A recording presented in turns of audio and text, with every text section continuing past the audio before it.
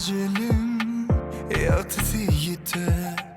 Haberim alsam gönlüm incalar. Buzlu yapraklı kış geçeride. Çiğli yaralar yüreğimdeler. Yüreğimde acı yaralar galiminne. Sana aydılmadık söyler galiminne. Yetilmedik senli geceler, karaşılan günler yakar beni.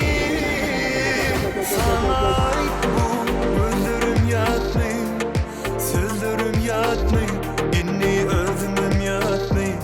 Ayday bana gözlerim yatmıyor, sözlerim yatmıyor, inni özümüm yatmıyor. Ayday bana.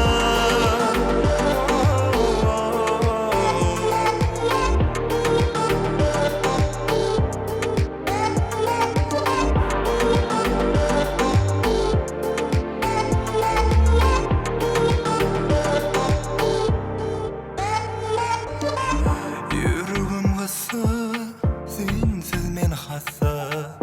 Gönlüme kussa, yanıma düşse. Kıynama beni, sıynama beni. Yalan oynama, gülmeme beni. Yüreğimde acı yaralar galiminne. Sana aydılmadık sözler galiminne. Yetilmedik senli geceler, karaşılan günler yakar beni. Sana ait bu gözlerim yatmıyor, sözlerim yatmıyor, inni özlemem yatmıyor.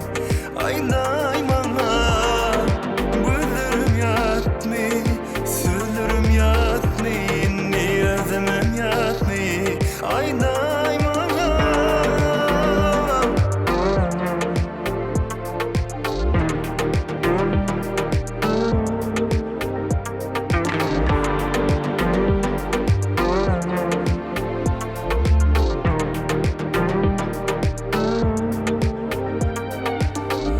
Yüreğimde acı yaralar galiminne. Sana aydılmadık sözler galiminne.